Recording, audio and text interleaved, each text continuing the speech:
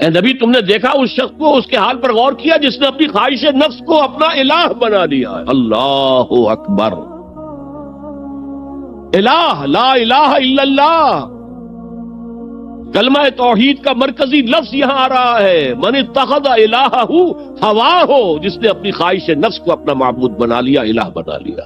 افانت تکون علیہ وکیلا، کیا آپ ایسے شخص کی کوئی ذمہ داری لے سکتے ہیں؟ سود حرام ہوا کرے جی، حرام ورام، ہمارا دھندا جو ہے وہ آگے بڑھ نہیں سکتا، تو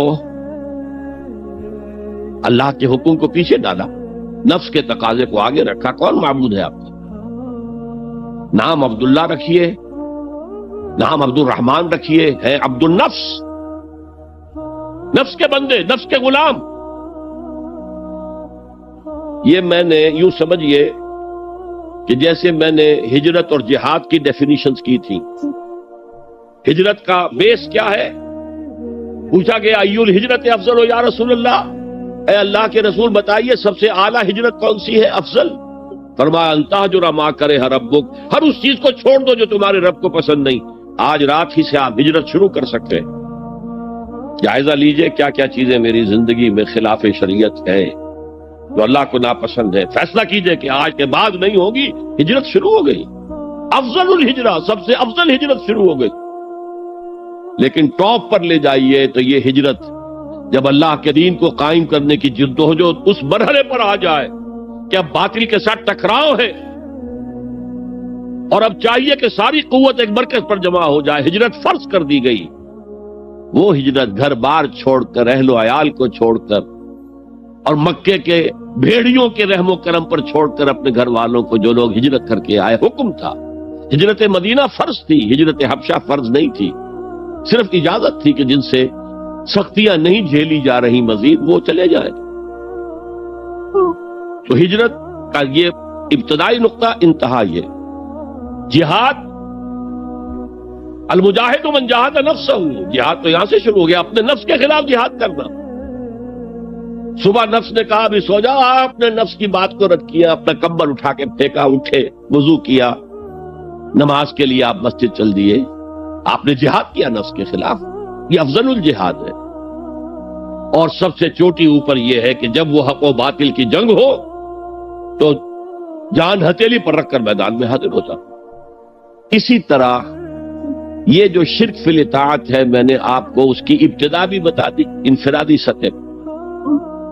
افرأیت من اتخذ الہہ ہواہ افانت تکون علیہ وکیلا، کیا تم نے غور کیا اس شخص کی حالت پر جس نے اپنی خواہش نفس کو اپنا معبود بنا لیا، الہ بنا لیا؟ کہہ رہا ہے لا الہ الا اللہ، لا الہ الا اللہ، لیکن الہ تو اس کا لفظ ہے۔ اب اس کو انتہا پر لے جائیے۔ عہد حاضر کا سب سے بڑا شرک، سب سے بڑا شرک، سب سے بڑا شرک عوامی حاکمیت کا تصور ہے۔ حاکم اللہ کے سوا کوئی نہیں، ان الحکم الا للہ۔ ظاہر بات ہے فرعون نے اگر دعویٰ کیا تھا میں تمہارا خدا ہوں، انا ربکم الاعلی، تو کیا اس کا مطلب یہ تھا کائنات میں نے پیدا کی ہے، تمہیں میں نے پیدا کیا؟ ذرا سوچئے، کیا وہ بزرگ موجود نہیں ہوں گے جنہوں نے اسے دیکھا ہو کہ آج اس کی ولادت ہوئی تھی، کل اس کی کوئی اور سیری بنی ہوئی تھی؟ یہ کیسے دعویٰ کیا تھا؟ میرا حکم چلے گا، میں نہیں جانتا، الیس لی ملک مصر، مصر کی حکومت میری ہے کہ نہیں؟ یہ دعویٰ تھا، یہ خدائی کا دعویٰ۔ کسی زمانے میں وہ فرد ہوتے تھے، نمرود ہوتے تھے، نماردہ، فراعنہ۔ جمال عبد الناصر نے نعرہ لگایا تھا نحن ابناء الفراعنہ، بڑے فخر کے ساتھ ہم فرعونوں کی اولاد۔ اور صدام نے لگایا تھا نعرہ نحن ابناء النماردہ، ہم نمرودوں کی اولاد۔ عراق کے بادشاہوں کا لقب نمرود تھا اور مصر کے بادشاہ فراعنہ تھے، فرعون تھے۔ زمانے کا جب ارتقاء ہوا ہے اور اس میں فیصلہ کن کام جو ہے وہ حضور نے صلی اللہ علیہ وسلم، جب حضور کی حیات طیبہ کے بعد خلافت انفرادی سے اجتماعی ہو گئی، جب تک نبوت جاری تھی نبی ہی خلیفہ ہوتا تھا اللہ، اس کی ہاٹ لائن اللہ کے ساتھ وحی کی لگی ہوئی ہے، ادھر سے حکم آتا ہے وہ امپلیمنٹ کرتا ہے، جہاں اس کا حکم نہیں ہے وہ اپنا بیسٹ ججمنٹ استعمال کر کے فیصلہ کرتا ہے۔ یہی ہے وائس جیرنسی، یہی ہے خلافت، ایسنس آف خلافت یہی ہے۔ جیسے وائس رائے دلی میں ہوتا تھا، ہمارا بادشاہ یا ملکہ تو انگلستان میں ہوتے تھے، اب جو ہز میجسٹیز گورنمنٹ یا ہر میجسٹیز گورنمنٹ سے حکم آیا، وائس رائے اس میں کوئی تغیر و تبدل نہیں کر سکتا، he has to implement it as such. جہاں کوئی حکم نہیں ہے تو وہ مقام پر بیٹھا ہے، آن دی اسپاٹ ہے، حالات کو دیکھے اور جو مملکت اور کنگڈم کی مصلحت میں سب سے بہتر نظر آئے وہ فیصلہ کر لے۔ لیکن حضور پر نبوت ختم تو خلافت کلیکٹیو ہو گئی، خلافت المسلمین۔ اگرچہ شروع میں امیر المومنین کہا جاتا تھا، کچھ عرصے کے بعد خلیفت المسلمین یہ اصطلاح جو ہے وہ عام۔ اسی طرح انفرادی ملوکیت کی بجائے اجتماعی ملوکیت کا تصور جو ہے شیطان نے پٹی پڑھائی۔ ابلیس کی مجلس شورا جو اقبال کی بڑی ہی یوں سمجھیے کہ اہم ترین نظموں میں سے، امت مسلمہ کے نام پیغام پر مشتمل وہ نظم جو ہے، اور وہ ان کے آخری ایام کی ہے، اور وہ ان کی زندگی میں چھپی بھی نہیں تھی، ارمغان حجاز ان کے انتقال کے بعد چھپی ہے، جس میں آخری جو کلام تھا فارسی اور اردو دونوں کا جمع کر دیا گیا، ورنہ اس سے پہلے فارسی علیحدہ چھپتی تھی کتابیں، اردو کی علیحدہ، لیکن اب اتنا کم تھا کہ ان کے لیے علیحدہ کتابیں شائع کرنا مناسب نہیں سمجھا گیا۔ ابلیس نے مجلس شورا بلائی، ایک مجلس شورا کے جو رکن نے کہا کہ دیکھو جمہوریت کا دور آ گیا ہے، اب ہماری ابلیسیت کو تو بڑا خطرہ ہے، ابلیسی نظام تو ختم ہو جائے گا، جمہوریت توڑ دی بندوں نے آقاؤں کے خیموں کی تناب، یہ تو عوام نے جو ہے اپنے آقا بیرنز اور لارڈز اور بادشاہوں کے خیموں کی تنابیں توڑ دی، گرا دیے خیمے، یہ تو انقلاب آ رہا ہے، میرے آقا وہ جہاں زیر و زبر ہونے کو ہے، جس جہاں کا ہے فقط تیری سیاست پر مدار۔ ابلیس کیا کہتا ہے بڑے ٹھنڈے انداز میں، ہم نے خود شاہی کو پہنایا ہے جمہوری لباس، جب ذرا آدم ہوا ہے خود شناس و خود نگر۔ آج آدمی میں ایک سیلف امپورٹنس پیدا ہو چکی ہے۔ یہ بادشاہ کون ہوتے ہیں جو ہمارے سروں پر مسلط ہے، محلوں میں رہتے ہیں، عیش کرتے ہیں، جو خون پسینہ جو ہے وہ کسان کر رہا ہے، ابھی انڈسٹریل ریولوشن تو نہیں ہوا تھا، وہ ساری بات جو تھی وہ زرعی معیشت تھی، خون پسینہ وہ کرتا ہے، فصل میں سے لائنز شیئر آ کر بیرن اور لارڈ وہ لے گیا، اور اس میں سے ایک حصہ اس نے بادشاہ کو پہنچا، ایک اپنے پاس رکھا، ظالمانہ نظام ہے۔ تو ہم نے دیکھا کہ انسانوں میں کچھ شعور پیدا ہو گیا، خود شعوری، تو ہم نے ملوکیت کو ڈھال دیا نئے سانچے میں، ہم نے خود شاہی کو پہنایا ہے جمہوری لباس۔ وہ گندگی جو فرعون کے سر پر ٹنوں کے حساب سے رکھی ہوئی تھی، ہم نے کہا تولا تولا سب میں تقسیم کر دو، ایک ایک ووٹ سب کے ہاتھ میں دے دو اور کہہ دو تم حاکم ہو۔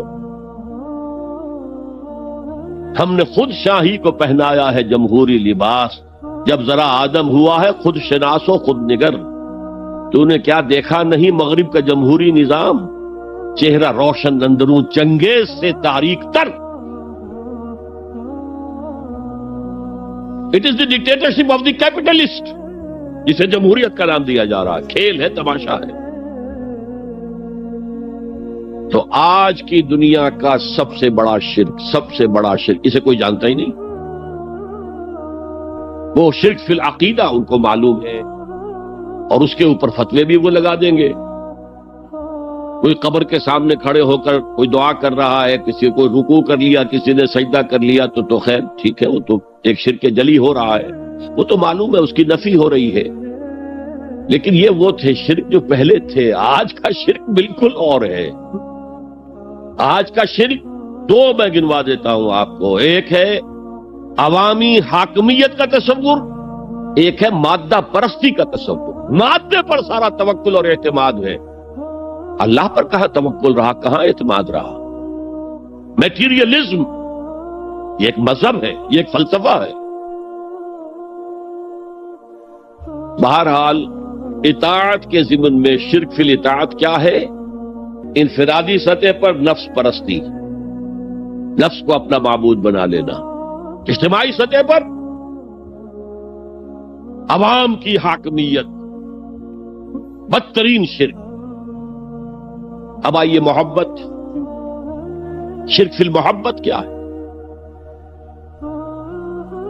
اگر کسی بھی شے اور کسی بھی انسان کی محبت اللہ کی محبت سے بڑھ جانا تو دور کی بات ہے، برابر بھی آ کر حد نشین ہو گئی، بیٹھ گئی، تو یہ شرک ہے.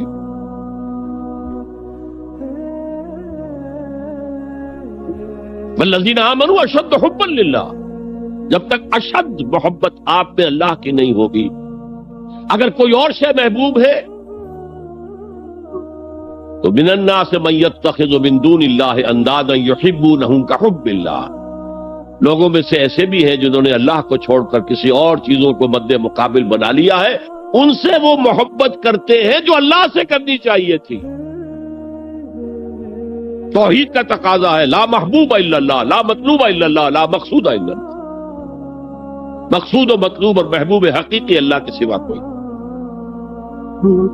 اور وہ آیت میں آپ کو سنا چکا ہوں، سورہ توبہ کی آیت نمبر 24، انتہائی لرزا دینے والی آیت. قل ان کان آباؤکم وابناؤکم واخوانکم وازواجکم وعشیرتکم واموال اقترفتموها وتجارۃ تخشون کسادها ومساکن ترضونها احب الیکم من اللہ ورسولہ وجہاد فی سبیلہ فتربصوا حتی یاتی اللہ بامرہ واللہ لا یہدی القوم الفاسقین. اے نبی ان کے کان کھول دیجئے، اچھی طرح سنا دیجئے کہ اے لوگوں، اے ایمان کے دعوے داروں، اگر تمہیں اپنے باپ، اپنے بیٹے، اپنے بھائی، اپنی بیویاں یا بیویوں کے لیے شوہر اور اپنے رشتہ دار اور اپنے وہ مال جو بڑی محنت سے کما کر کھتے بھرے ہوئے ہیں اور اپنی وہ تجارت جس کی کساد بازاری کا تمہیں اندیشہ رہتا ہے مندہ نہ ہو جائے، اور اپنے وہ محل، اپنی حویلیاں جو تم نے تعمیر کی ہیں اور بہت تمہیں محبوب ہیں، انہیں خوب فرنش کیا ہے، اگر یہ 8 چیزیں محبوب تر ہیں اللہ سے اور اللہ کے رسول سے اور اللہ کی راہ میں جہاد سے، تو جاؤ دفع ہو جاؤ، وہاں بیٹھ کر انتظار کرو یہاں تک کہ اللہ اپنا فیصلہ سنا دے. اور اللہ ایسے فاسقوں کو کبھی ہدایت نہیں دیتا. 8 چیزیں. اقبال نے بہت خوب کہا ہے، یہ مال و دولت دنیا، یہ رشتہ و پیوند، 5 قریب ترین رشتے آ گئے، باپ، بیٹا، بھائی، زوجین اور رشتہ دار. رشتہ و پیوند یہ جوڑنے والا. اور مال و دولت دنیا کی 3 شکلیں آ گئی. دولت جو آپ اپنی بیلنس شیٹ کو دیکھ دیکھ کر آپ اس پہ خوش ہوتے، اب ہمارے ایسٹس کی یہ قیمت ہو گئی ہے اب. اور وہ مکانات جو آپ نے بنائے ہیں بڑے محبوب ہیں، اور ایسے بنائے ہیں، قرآن مجید میں آتا ہے لعلکم تخلدون، ایسے بنا رہے ہیں تمہیں ہمیشہ رہنا ان مکانوں کے اندر. اور وہ کاروبار جن میں تمہیں اندیشہ رہتا ہے کہ کہیں کساد نہ ہو جائے، کوئی ڈپریشن نہ آ جائے. یہ 8 چیزیں، یہ مال و دولت دنیا 3، یہ رشتہ و پیوند، بتان وہم و گما لا الہ الا اللہ، یہ سب وہم و گمان کے بت ہیں جن کی پرستش میں تم لگے ہو. ان سب کی پرستش چھوڑو تو لا الہ الا اللہ کا حق ادا ہو. اب اس اصول کو بھی اپلائی کرنا شروع کیجئے. آئیے انڈیویجول لیول پر. دولت کی محبت، اگر آپ کو دولت کی محبت آمادہ کرتی ہے کہ اللہ کے حدود کو پامال کریں، حرام ذرائع استعمال کریں، دولت آنی چاہیے، حلال سے ہو، حرام سے ہو، جائز سے ہو، ناجائز سے ہو، بائی ہوک اور بائی کروک دولت آنی چاہیے، تو آپ کی محبوب حقیقی کون ہوئی؟ دولت. یہ دولت آپ کی معبود ہے. کون بڑے سے بڑا موحد اس شرک کا احساس رکھتا ہے؟ اور حضور نے اس قدر کلیئر فرمایا ہے، تعس عبد الدینار و عبد الدرہم، ہلاک ہو گیا یا ہلاک ہو جائے یہ کلام خبریہ ہے یا یہ بددعا ہے؟ تعیس عبد الدینار و عبد الدرہم، درہم و دینار کا بندہ ہلاک ہو جائے۔ نام عبد الرحمن ہے، حقیقت میں عبد الدینار ہے، عبد الدرہم۔ درہم و دینار آنے چاہیے، جائز سے یا ناجائز سے، حلال سے یا حرام سے، صحیح سے یا غلط سے، بھائی ہو کر بھائی تو معبود کون ہوا؟ ہمارے ہندو بھائیوں نے کیا کیا؟ لکشمی دیوی دولت کی دیوی ہے، اس کی پوجا کرتے کس لیے؟ مطلوب کیا ہے؟ دولت۔ اس کی پوجا وہ خوش ہو جائے تو دولت ملے گی۔ ہم نے کہا ہٹاؤ جی اس دیوی کو بیچ میں سے، ہم براہ راست ہی پوج لیں گے، بس یہی تو فرق کیا ہے نا۔ عبد الدینار و عبد الدرہم، یہ ہے انفرادی سطح پر شرک فی المحبت، جو روح عبادت ہے، جو عبادت کی جان ہے، محبت، غایت الحب ما غایت الذل والخضوع، اور ٹاپ پر لے آئیے۔ آج کی دنیا اجتماعیت کے میدان میں اگرچہ اب زمانہ بدل رہا ہے، لیکن تقریباً 1 صدی سے نیشن سٹیٹس وطن کی بنیاد پر قومیت، وطن محبوب ترین شے، جو شے میرے وطن کے لیے صحیح ہے وہ میں کروں گا، چاہے وہ غلط ہو، وہ حرام ہو، اللہ کے قانون کے خلاف ہو، لیکن میرے وطن کے لیے ہوگا۔ وطن زندہ باد، یہ وطن پرستی، اس وطن پرستی کے مذہب کی ایک نماز بھی ہے۔ ترانہ ہو رہا ہے تو کھڑے ہو جاؤ، قنوت، کھڑے ہو جانا عبادت کا حصہ ہے۔ اس کا جھنڈا سلامی دو، یہ وطن کے معبود کے ریچولز ہیں، مذہب وطنیت۔ اسی لیے اقبال نے کہا تھا، اس کو سمجھا نہیں کسی نے، اس دور میں میں اور ہے، جام اور ہے، جم اور، ساقی نے بنا کی روش لطف و ستم اور، تہذیب کے آزر نے ترشوائے صنم اور۔ آج کا صنم، آج کا بت کون ہے؟ تہذیب کے آزر نے ترشوائے صنم اور، مسلم نے بھی تعمیر کیا اپنا حرم اور۔ ان تازہ خداؤں میں بڑا سب سے وطن ہے، جو پیرہن اس کا ہے وہ مذہب کا کفن۔ خدا پرستی، یہ وطن کی لکیر سے تم اور ہو گئے، میں اور ہو گیا۔ لکیر، انسانیت منقسم، جو تمہارے وطن کے لیے ٹھیک ہے وہ تم کرو گے چاہے وہ اخلاقاً غلط، اور جو میرے وطن کے لیے ٹھیک ہے وہ میں کروں گا چاہے اخلاقاً غلط۔ یہ کون سا دین ہے؟ یہاں تو وطن تمہارا معبود بن گیا۔ پاکستان میں بڑا شور اٹھا تھا جب میں نے کہا تھا کہ جھنڈے کو سلامی دینا شرک ہے اور ترانے کے وقت کھڑا ہو جانا شرک ہے۔ اور میں کبھی بھی تقریبات میں جاتا ہوں، اقبال ڈے ہو رہا ہے، کچھ اور ہو رہا ہے، میں ان تقریبات کا مقرر نہیں ہوں، لیکن جب بہت زور دیتے چلا جاتا ہوں، لیکن وہاں ترانہ پڑا جاتا میں بیٹھا رہتا ہوں، میں کھڑا نہیں ہوتا، اور اس پر چیبے گوئیاں ہوتی ہیں اخبارات کے اندر۔ لیکن میرے نزدیک یہ وطن کی نماز پڑھ رہے ہو، تمہارا یہ قنوت اور وطن کا ترانہ، اس میں حمد ہو رہی ہے وطن کی، یہ کیا ہے؟ آج کے دور کا بدترین شرک، شرک فی المحبت۔ آگے چلیے، شرک فی الدعا، کسی کو مت پکارو کسی مدد کے لیے سوائے اللہ۔ وَأَنَّ الْمَسَاجِدَ لِلَّهِ فَلَا تَدْعُوا مَعَ اللَّهِ أَحَدًا، اللہ کے ساتھ، یعنی ایک تو یہ کہ اللہ کو چھوڑ کر کسی کو پکارنا، ایک ہے اللہ کے ساتھ پکارنا، اللہ کو بھی پکارنا، اوروں کو بھی پکارنا۔ بدترین شرک ہے دعا اللہ کے لیے، ندا اللہ کے لیے۔ اس کا بھی ذرا میں تجزیہ کر دوں گا۔ دیکھیے، ایک ہے عام مادی قوانین دنیا کے جو ہے اس کے تحت کسی سے مدد چاہنا.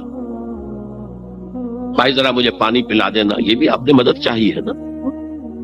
حضور کے بارے میں تو آیا ہے کہ آپ اتنے خوددار تھے صلی اللہ علیہ وسلم کہ اگر سواری پر ہوتے تھے اور آپ کا کوڑا نیچے گر جاتا تھا تو کسی سے یہ نہیں کہتے تھے کہ یہ کوڑا مجھے اٹھا کے دے دو، بلکہ خود سواری سے اتر کر کوڑا اٹھاتے تھے. تو یہ جو قانون مادی ہے اس کے تحت مدد مانگنا کوئی بری بات نہیں ہے، کوئی غلط بات نہیں. ماورائی اعتبار سے، غیبی اعتبار سے کسی سے مدد مانگنا کسے باشد کوئی ہو، شرک فی الدعا. ان المساجد للہ فلا تدعوا مع اللہ احدا. ایک ہے استعارتن اقبال کہتا ہے ہمالا ہے فصیل کشور ہندوستان.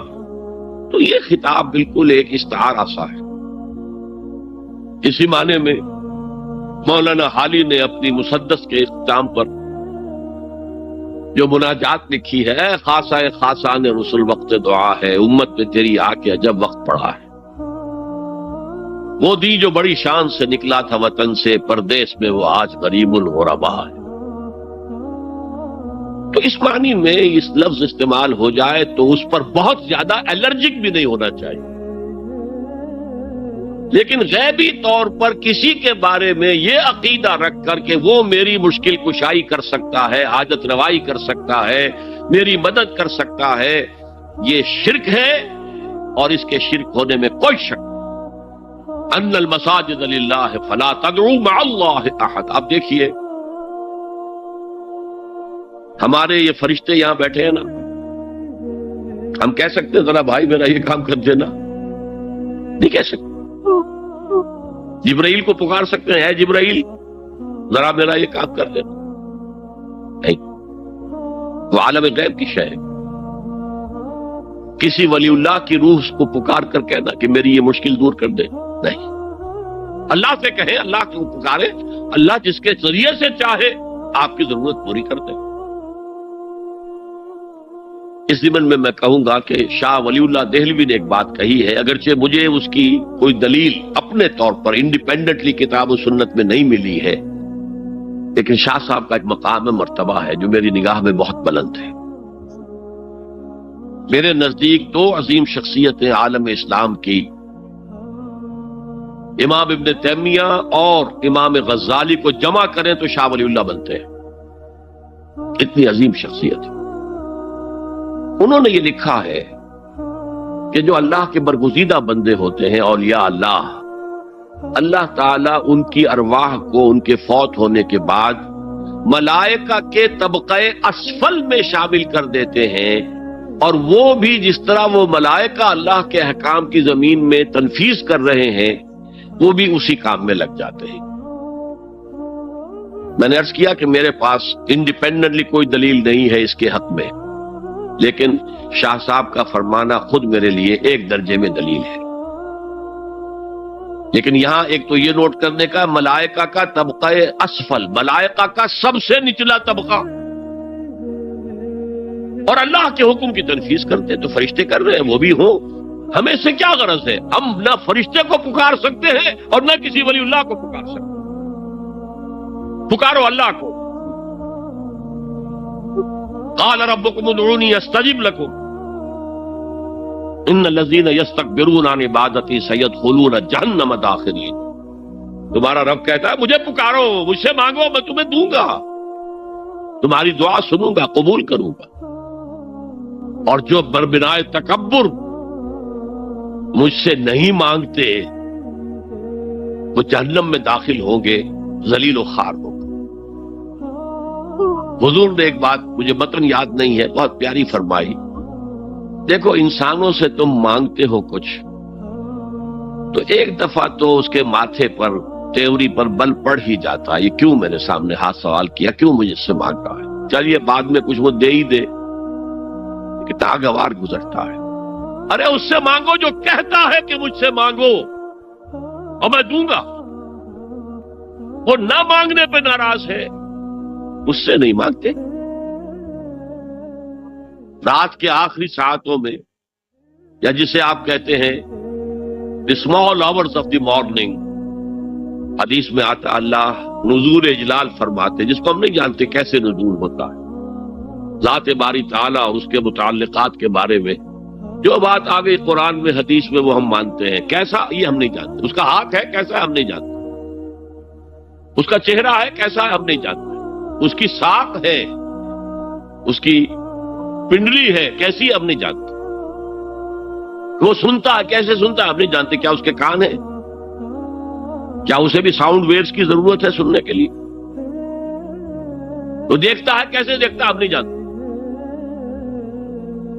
وہ اترتا ہے کیسے اترتا ہے ہم نہیں جانتے، جو قرآن میں آ گیا حدیث میں آ گیا مان لیجئے بس، باقی یہ متشابہات میں سے ہے، اس کی کھود کرید میں پڑو گے تو فتنے میں مبتلا ہو جاؤ، ابتغاء الفتنۃ وابتغاء تاویلہ۔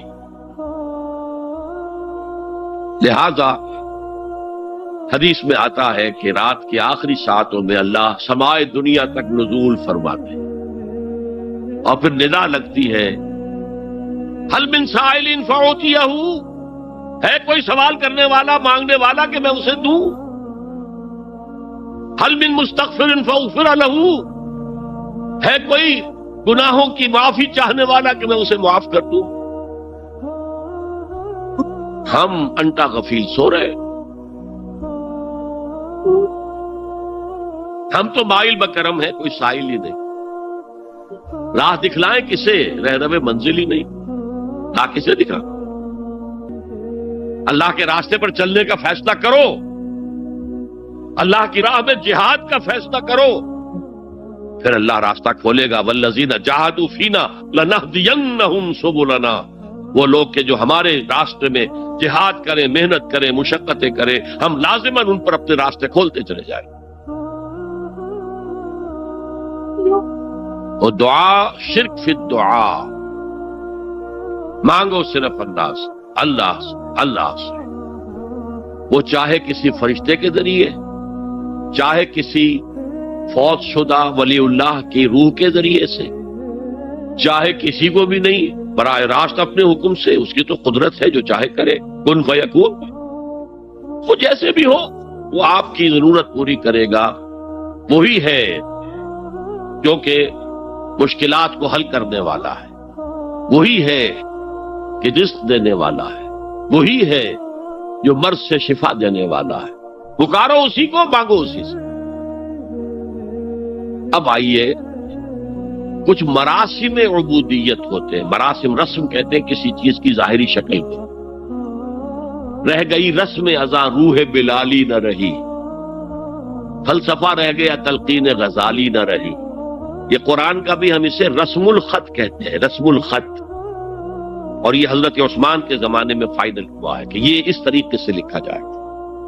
تو عبدیت کے اظہار کے لیے کچھ رسومات ہیں، جس میں سے ایک پر گفتگو ہو چکی، قنوت،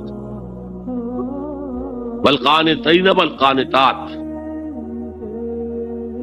یہ جو ہے اللہ کے حضور میں چاہے ہاتھ باندھے چاہے ہاتھ کھلے، لیکن ذرا جھک کر گردن میں خم کر کے کھڑے ہونا، یہ نماز کے اندر جو قنوت ہے یہ قنوت ہے، یہ بھی اپنی عاجزی کا اظہار ہے، عجز اور تذلل، وہ جو ابن قیم کی میں نے ڈیفینیشن آپ کو بتائی، العبادت تجمع اصلین غایت الحب وغایت الذل والخضوع، حد درجے میں اللہ کے سامنے پچھ جانا، جھک جانا، گر جانا، رکوع سجدہ اللہ کے سوا کسی کے لیے نہیں۔ اور اس معاملے میں دین محمدی جو اپنی تکمیل کو پہنچ گیا، الیوم اکملت لکم دینکم واتممت علیکم نعمتی ورضیت لکم الاسلام دینا، آ حضور کی بعثت سے قبل سجدہ تعظیمی جائز تھا، کسی شخص کی تعظیم کے لیے، اس کی عزت کے لیے اس کے سامنے سجدہ کرنا جائز تھا۔ حضرت یوسف کے سامنے ان کے والدین اور 11 بھائی سجدے میں گر گئے، بچپن میں خواب دیکھا تھا اور 40-50 سال بعد اس کی تعبیر بالفعل ایک اس واقعے کے طور پر سامنے آ گئی، سجدہ کرنا۔ جھکنا، سجدہ کرنا، یہ جائز تھا سجدہ تعظیم۔ حضور پر شریعت مکمل، توحید مکمل، اب ہر نوع کا سجدہ حرام مطلق ہے سوائے اللہ کے کسی کو۔ ہمارے مسلمانوں نے بھی اپنے دور ملوکیت میں سجدہ تعظیمی شروع کرا، عدالت کے اندر بادشاہ کے دربار میں جا رہے تو سجدہ، سر جھکا کر رکوع کی حالت میں۔ یا آپ کے پڑوس میں جو حیدرآباد کی ریاست تھی، سلام کیسے کرتے تھے، کتنے جھکتے تھے، اور پھر وہ رک کر وہ سلام ہو رہے۔ یہ مشرکانہ فعل ہے، مغلیہ دربار میں بھی تھا۔ شیخ احمد سرہندی رحمت اللہ علیہ نے کہا غلط ہے، حرام ہے، جائز نہیں۔ دربار میں شکایت پہنچ گئی، آخر مخبری کرنے والے بھی تھے، حاسد بھی تھے، وَمِن شَرِّ حَاسِدٍ إِذَا حَسَدَ، طلبی ہو گئی، بلایا گیا دربار میں حاضری، اور ایسا اہتمام کیا گیا کہ جب حضرت مجدد آگے آئیں بادشاہ تک جانے کے لیے تو درمیان میں ایک دیوار سے حائل کر کے اس میں کھڑکی کھول دی کہ اس میں سے جھک کر گزریں گے نا تو رکوع کسی درجے میں تو ہو جائے گا۔ رکوع بھی سجدے ہی کی ایک شکل ہے، سجدے کا ہاف کہہ لیجئے، لیکن یہ کہ جب آیات سجدہ آتی ہے قرآن مجید میں، وہ عام نمازوں میں دیکھتا ہوں کہ وہ آیات سجدہ والی آیات پڑھی دی جاتی، حالانکہ ان کی ایک خاص کیفیت ہے۔ تراویح میں تو پڑھی جاتی ہے، لیکن پہلے بتا دیتے ہیں کہ یہ دوسری رکعت میں یا پہلی رکعت میں سجدہ آ رہا ہے تو لوگ تیار ہوتے ہیں۔ رکوع بھی اگر فوراً ہو جائے آیت سجدہ کے بعد تو اس سے بھی اس سجدے کا حق ادا ہو جاتا۔ بہرحال حضرت شیخ مجدد رحمت اللہ علیہ دربار میں آئے تو اس کھڑکی میں سے پہلے پاؤں گزارے، پھر اپنا سر نکالا، پھر جیل میں ڈال دیا گیا، کوئی پرواہ نہیں۔ حاضر ہوا میں شیخ مجدد کی لحد پر، وہ خاک کے ہے زیر فلک مطلع انوار، گردن نہ جھکی جس کی جہانگیر کے آگے، جس کی نفس گرم سے ہے گرمی احرار، وہ ہند میں سرمایہ ملت کا نگہباں، اللہ نے بر وقت کیا جس کو خبردار۔ دین الہی، دین محمدی کے خاتمے کا اعلان تھا۔ اب بڑے بڑے مولویوں نے یہ اکبر کو سبق پڑھایا تھا، بڑے مولوی، درباری مولوی، انہوں نے سبق پڑھایا تھا۔ اللہ کا ایک دن 1000 برس کا ہوتا ہے، اور اللہ کا ہر معاملہ 1000 سال تک ہوتا ہے۔ اب 1000 سال ہو گئے محمد کی رسالت کو، ان کی رسالت کا دور ختم صلی اللہ علیہ وسلم۔ اب دوسرا 1000 سال، اسی لیے الف ثانی کہتے ہیں نا، الف ہزار کو کہتے ہیں الف ثانی۔ یہ دوسرا 1000واں سال جو شروع ہو گیا ہے، اس میں ایک نئے دین کی ضرورت ہے، وہ دین اکبری ہے، دین الہی ہے۔ اور دین الہی کیا تھا؟ یہ ایک بہت بڑی سیاسی تدبیر تھی، اصل میں بہت بڑی سیاسی تدبیر، اور اس کا ظہور بعد میں بھی ہوا ہے ہندوستان کی سرزمین میں۔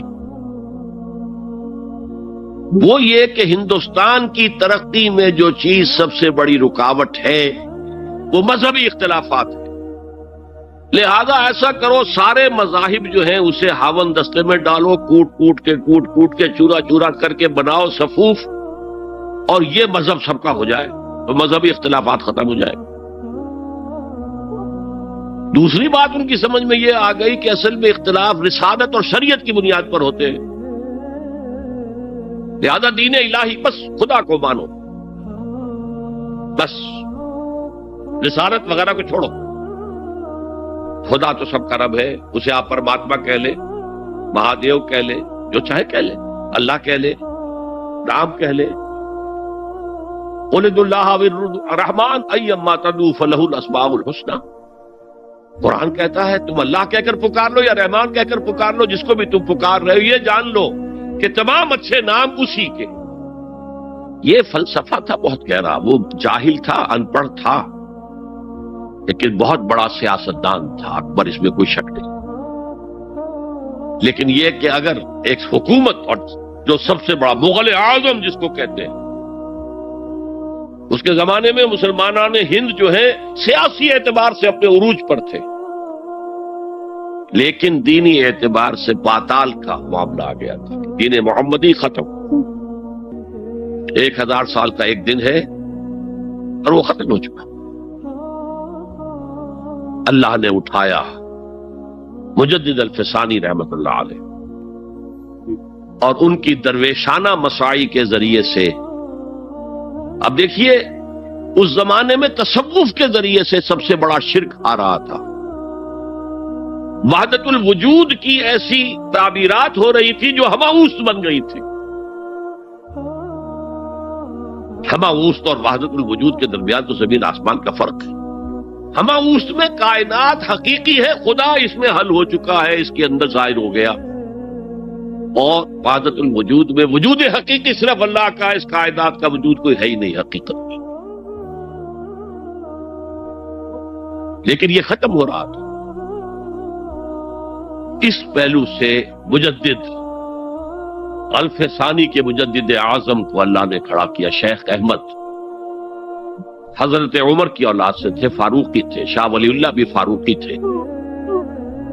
رگے فاروقیم کہتے ہیں شیخ احمد سلیم، میری فاروقی رگ پھڑکتی ہے اس پر. اس کے نتیجے میں وہ دین الہی کا خاتمہ ہوا. بعد میں ہمارے ہاں یہ آیا ہے ہندوستان میں برہمو سماج، برہمو سماج. اور گاندھی جی بھی اسی فلسفے کے قائل تھے، وحدت ادیان کے. اور یہ سیاسی اعتبار سے بہت اونچی ذہنی سطح کی غمازی کرنے والی بات ہے کہ ہندوستان کے اندر کے یہ مذہبی اختلافات کو اگر ہم کسی طرح کھرل کر کے ختم کر دیں، ہاون دستہ میں ڈال کے کر دیں، تو پھر یہ کہ یہاں ترقی ہی ترقی. بہرحال سجدہ گردن نہ جھکی جس کی جہانگیر کے آگے، جس کے نفس گرم سے ہے گرمی احرار. وہ ہند میں سرمایہ ملت کا نگہباں، اللہ نے بر وقت کیا جس کو خبردار. تو ہم نے شرک فی العبادت میں پہلے بات کی، شرک فی الاطاعت. انفرادی سطح پر نفس معبود، اجتماعی سطح پر عوام کی حاکمیت. بدترین شرک اس دور کا، عظیم ترین شرک. اتنے بڑے پیمانے کا شرک کبھی نہیں ہوا دنیا میں. اس کے بعد شرک فی المحبت، مال کی محبت، تعس عبد الدینار و عبد الدرہم. وطن کی محبت یا کسی اور شے کی محبت، اگر وہ اللہ کی محبت کے برابر بھی آ جائے، بڑھ جائے تو اور بھی بڑی بات کہنی پڑے گی. لیکن ہمارے پاس شرک سے اوپر کی اصطلاح کوئی نہیں. پھر شرک دعا، اللہ کے سوا کسی اور سے حاجت روائی کے لیے، مشکل کشائی کے لیے پکارنا کسی. پھر شرک فی المراسم العبودیہ، قنوت ہے، رکوع ہے، سجود ہے. یہ ذل والخضوع کی، کسی کے سامنے جھک جانے کی ایک علامت ہے، سمبل. اب آخری ہے اس میں اخلاص، اور اخلاص کی ضد کیا ہے؟ ریاکاری. کوئی عبادت اگر دکھاوے کے لیے کی جائے وہ شرک. یہ شرک خفی کہلاتا ہے. مال کی محبت کا شرک بھی شرک خفی ہے. نفس کی اطاعت کا شرک بھی شرک خفی ہے. اور یہ سب سے خفی شرک ہے. حضور نے فرمایا صلی اللہ علیہ وسلم، من صلی یرائی فقد اشرکا ومن صام یرائی فقد اشرکا ومن تصدق یرائی فقد اشرکا. جس نے دکھانے کے لیے نماز پڑھی اس نے شرک کر لیا. جس نے دکھاوے کے لیے روزہ رکھا اس نے شرک کر لیا. جس نے دکھاوے کے لیے خیرات کی، صدقات دیے، وہ شرک کر چکا. قد اشرکا، قد اشرکا. یہ عربی کے مزاج سے واقفیت ہو، فعل ماضی پر قد جو ہے تو وہ پرفیکٹ ٹینس بن جاتا ہے، کر چکا، وہ شرک میں ملوث ہو چکا. من صلی یرائی فقد اشرکا ومن صام یرائی فقد اشرکا ومن تصدق یرائی فقد اشرکا. اور تجزیہ کر کے یہاں تک بتایا کہ اگر کوئی شخص نماز پڑھ رہا ہو اور جب وہ یہ دیکھے کہ کوئی اسے دیکھ رہا ہے تو اپنے سجدے کو طویل کر دے تو یہ شرک ہے۔ فرض کیجئے 5 سیکنڈ کا سجدہ وہ کر رہا تھا، اب اس نے 7 سیکنڈ کا کیا ہے، یہ 2 سیکنڈ کس کے لیے ہے؟ اس ایک سجدے کے 2 مسجود ہو گئے، تو 5 سیکنڈ کا سجدہ تو اللہ کے لیے، 2 اس کے لیے شرک ہو گئے۔ ایک اور بات فرمائی صلی اللہ علیہ وسلم، شرک خفی کو پہچاننا اور دیکھنا اتنا ہی مشکل ہے جتنا کہ کسی سیاہ شب میں، تاریک رات میں، کسی سیاہ پتھر پر چلنے والی سیاہ چیونٹی کو دیکھنا مشکل۔ تشبیہ کا بلاغت اور فساد کے انتہا ہے، جیسے میں نے عرض کیا تھا کہ ایک جوڑے کی 2 جوتیوں کے مابین جو مشابہت ہے، امت مسلمہ اور سابقہ امت بنی اسرائیل کی، ان کے اوپر جو حالات وارد ہوئے ان میں وہی مشابہت۔ تاریک شب ہے، سیاہ پتھر ہے، اس پر سیاہ چیونٹی رینگ رہی ہے، جتنا اس کو دیکھنا مشکل ہے اتنا ہی شرک خفی کو پہچاننا مشکل۔ کدھر کدھر سے آپ پر حملہ آور ہو جائے گا، کدھر کدھر سے آ کر آپ کی عبادت میں، آپ کی توحید میں نقب لگائے گا، اس کا آپ کو اندازہ ہو نہیں سکتا۔ بڑا مشکل ہے، بہت زیادہ چوکس رہنے کی ضرورت ہے۔ اور اس کا علاج بتایا گیا ہے خاص طور پر عبادات کے ضمن میں، کہ کچھ نہ کچھ عبادت نفل بھی کی جائے، اور نفل عبادت اس طور سے کی جائے کہ کسی کو پتہ نہ چلے۔ اب ہمارا حال یہ ہو گیا کہ ساری، اگر کوئی عشاء کی 17 رکعتیں پڑھتا، سب کی سب مسجد میں پڑھتا، حالانکہ صحابہ کے دور میں مسجد تھی فرائض کی ادائیگی، باقی جا کر نماز گھر میں پڑھو گے وہ افضل ہے۔ اور نوافل تو خاص طور پر اگر کسی کو تہجد کی توفیق ہو گئی ہے تو کسی نہ کسی طرح ڈھنڈورا پیٹے گا، اسے جی کیا کرے، رات کو جاگنا ہوتا ہے، طبیعت جو ہے بڑی بھاری رہتی ہے، ہو گیا اپنا ڈھنڈورا پیٹ دیا، تو اس سے تو مرض اور 2 آتشا ہو جائے گا، ریاکاری اور بڑھ جائے گا۔ اسی طریقے سے صدقات نافلہ فرمایا ایسے دو کہ داہنا ہاتھ جو کچھ دے بائیں ہاتھ کو پتہ نہ چلے، کسی کو پتہ نہ چلے۔ اس سے وہ ریاکاری کی جڑیں کٹتی ہیں، ریاکاری کی جڑیں جو ہیں دل کے اندر سے کٹتی ہیں۔ یہ علاج ہے ریاکاری کا، لیکن ریاکاری شرک ہے۔ اب میں آخری بات پر آ رہا ہوں۔ آپ نے سوچا ہوگا کہ اس تجزیے کے تحت تو ہر گناہ جو ہے ادنا سے ادنا گناہ بھی شرک ہے۔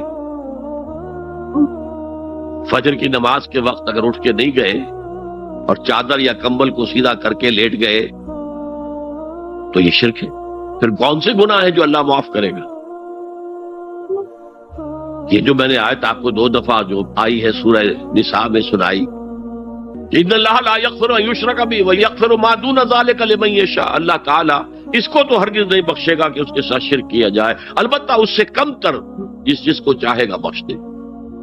تو جان لیجئے یہ جو باریک تجزیہ میں نے کر کے بتایا ہے یہ اپنی جگہ 100% درست ہے، لیکن ان میں جو یہ چیزیں ہیں، کوئی کوتاہی ہو گئی، کوئی گناہ ہو گیا، کوئی شریعت کی مخالفت ہو گئی، نفس کے کسی اس وقت کے دباؤ میں آ کر یہ گناہ شمار ہوں گے اگر یہ آپ کی طبیعت ثانیہ نہ بن جائے۔ اگر یہ آپ کی سیکنڈ نیچر بن گئے تو ایک گناہ بھی ساری تباہی لانے کے لیے کافی ہے۔ اگر آپ نے ڈیرے ڈال دیے، غلطی ہو گئی، معافی مانگو، توبہ کرو، استغفار کرو، اللہ صاف کر دے گا۔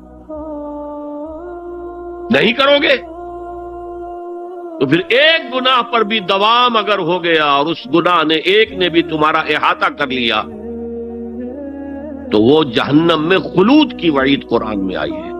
بلا من کسب سیئۃ وَأَحَاطَتْ بِهِ خَطِیئَتُهُ فَأُولَٰئِکَ أَصْحَابُ النَّارِ هُمْ فِیہا خالدون۔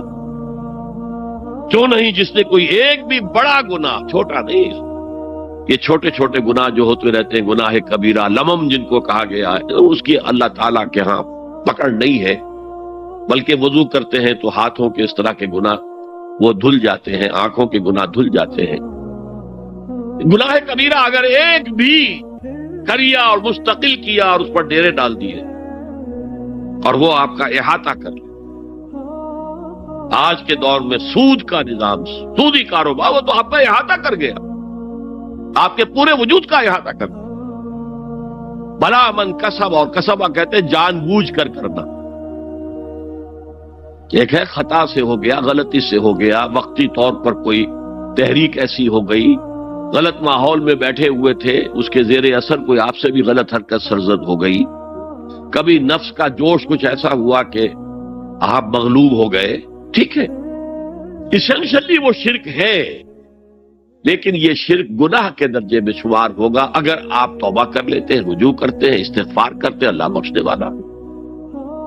لیکن اگر ایک گناہ کبیرہ بھی جان بوجھ کر اختیار کر لیا اور اسے مستقل اپنی زندگی کے اندر شامل کر لیا، بلا من کسب سیئۃ واحاطت بہ خطیئتہ فاولئک اصحاب النار هم فیہا خالدون، تو وہ پھر جہنمی ہیں، آگ والے ہیں، اور اس میں ہمیشہ ہمیش کے لیے رہنے والے۔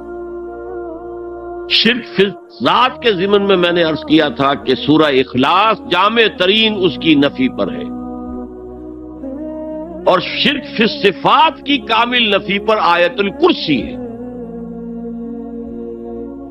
آیت الکرسی ایک لمبی آیت، جیسے آیت البر ایک لمبی آیت تھی، اور اس کو حضور نے فرمایا ہے سیدۃ آیات القرآن، پورے قرآن مجید کی آیات کی سردار ہے یہ آیت۔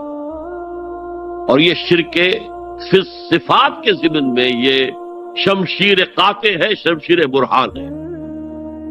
اللہ لا الہ الا ہو الحی القیوم، یہ وہی ہے، قل هو اللہ احد اللہ الصمد الحی، اللہ زندہ ہے، لیکن اس کی زندگی کو اپنی زندگی پر قیاس نہ کرنا۔ تمہیں خوراک کی احتیاج ہے، اسے کوئی ضرورت نہیں۔ ما اريد منهم من رزق وما اريد ان يطعمون، مجھے کوئی احتیاج نہیں کہ مجھے کوئی رزق پہنچائیں، رزق دیں، مجھے کھلائیں، مجھے کوئی ضرورت نہیں۔ پھر تمہاری حیات نیند، اونگ، تھکان، ان تمام کمزوریوں کے ساتھ ہے۔ وہ الحی ہے، اپنی ذات میں خود زندہ ہے، حیات اس کی ذاتی ہے، کسی اور نے عطا نہیں کی ہے۔ ہماری تو مستعار ہے، عمر دراز مانگ کے لائے تھے، 4 دن 2 آرزو میں کٹ گئے، 2 انتظار میں۔ اور القیوم بقیہ پوری کائنات کے لیے وہی ہے، اس کو تھامے ہوئے ہے۔ لا تاخذہ سنۃ ولا نوم، الحی، حیات کامل، کہ اس کو نہ نیند آتی ہے نہ اونگ آتی ہے۔ لہو ما فی السماوات و ما فی الارض، آسمان اور زمین میں جو کچھ ہے اسی کی ملکیت ہے۔ تم کسٹوڈینز ہو، تم امین ہو، این امانت چند روزہ نزدماس، در حقیقت مالک شے ہر شے خداست، یہاں تک کہ یہ میرا جسم بھی میرے پاس امانت ہے۔ میں کون ہوں؟ میری خودی، میری انا، میری روح جو پوزیس کرتی ہے اس بدن کو، لیکن یہ پوزیشن ملکیت کا نہیں ہے، امانت کا ہے۔ یہ امانت، یہ ہاتھ بھی امانت ہے، میری زبان بھی امانت ہے، میری آنکھیں بھی امانت ہے۔ من ذا الذی یشفع عندہ الا باذنہ، یہ یہاں پر انداز بڑا پرجلال، کون ہے وہ جو شفاعت کر سکے اس کے دربار میں مگر اس کے اذن سے؟ کسی کا ذاتی، کسی کا زور، کسی کا اختیار نہیں ہے کہ جس کی بنا پر وہ شفاعت کرے، ہاں اللہ کے اذن سے۔ اور دوسری جگہ پر آتا ہے جس کے لیے وہ چاہے گا اور جس کو اجازت دے گا، جیسے کہ آتا ہے اما یتساءلون میں، یوم یقوم الروح والملائکۃ صفا،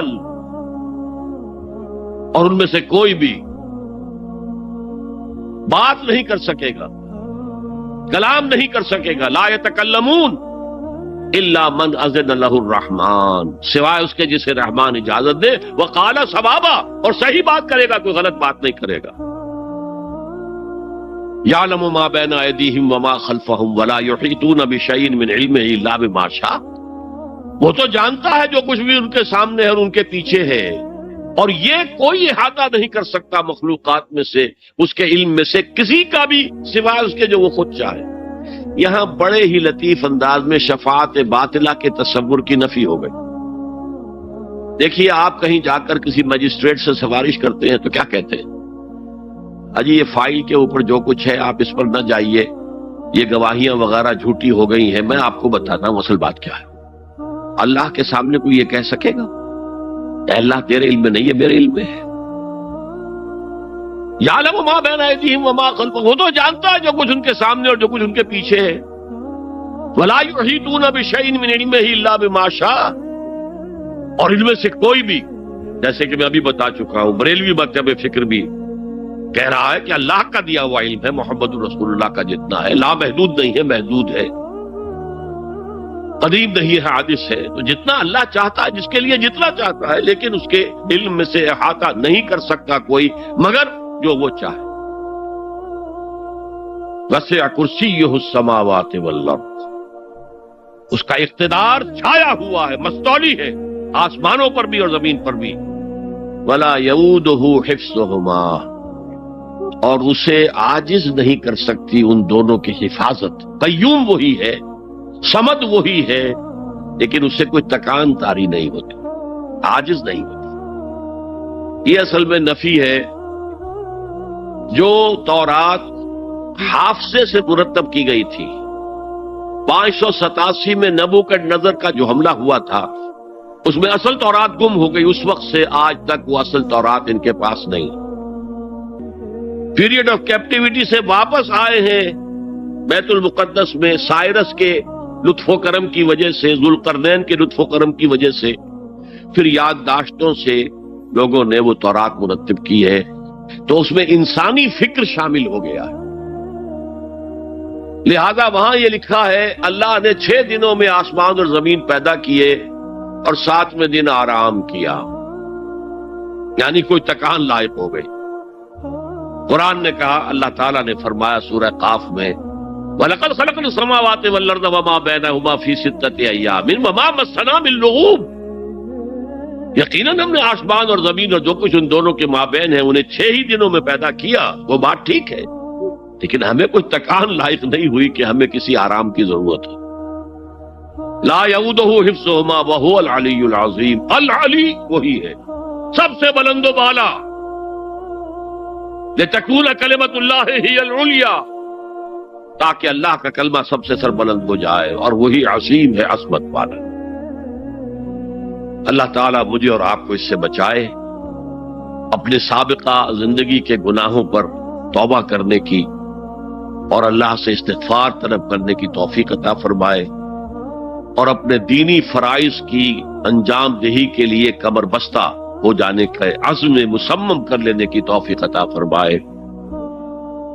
اقول قولی ھذا واستغفر اللہ لی ولکم ولسائر المسلمین والمسلمات۔ اب ہم سوالات کا سیشن شروع کرتے ہیں۔ پہلا سوال ہے، اگر کسی مسلمان کو یہ نہیں معلوم ہو کہ وہ جو کر رہا ہے وہ عمل شرک ہے یا نہیں، تو کیا اس کا یہ شرک معافی کے قابل ہوگا؟ دیکھیے، اگرچہ قانون تو یہ ہے دنیا کا، ignorance of law is no excuse، قانون سے عدم واقفیت کوئی عذر نہیں ہے، قانون تو پھر پڑھتا ہے، لگتا ہے، لاگو ہوتا ہے، عائد ہوتا ہے، لیکن اللہ کے ہاں ایسا نہیں ہے۔ وہ ہر شخص سے اس کے اپنے حالات کے اعتبار سے حساب لے گا، کن حالات میں پیدا کیا گیا، کیا جینز اس کو دیے گئے تھے، کن حالات میں وہ پلا بڑھا ہے، اس کے انوائرمنٹل فیکٹرز کیا تھے، پھر یہ کہ جن لوگوں کی ذمہ داری تھی کہ اسے دین کا پیغام پہنچائے انہوں نے کوتاہی کی، اور اگر اس کی وجہ سے یہ لا علم رہا اور اس نے بات کو نہیں سمجھا تو میں سمجھتا ہوں اللہ تعالیٰ نرمی فرمائیں گے۔ باقی یہ کہ بخشش یا سزا دینا یہ اللہ کا اختیار مطلق ہے، ہم کچھ نہیں کہہ سکتے۔ اللہ تعالیٰ ابو جہل کو بخش دے، ہم اعتراض نہیں کر سکتے، اس کی مخلوق ہے جو چاہے کرے۔ اللہ تعالیٰ کسی نیک سے نیک آدمی کو جہنم میں ڈال دے، وہ کر سکتا ہے،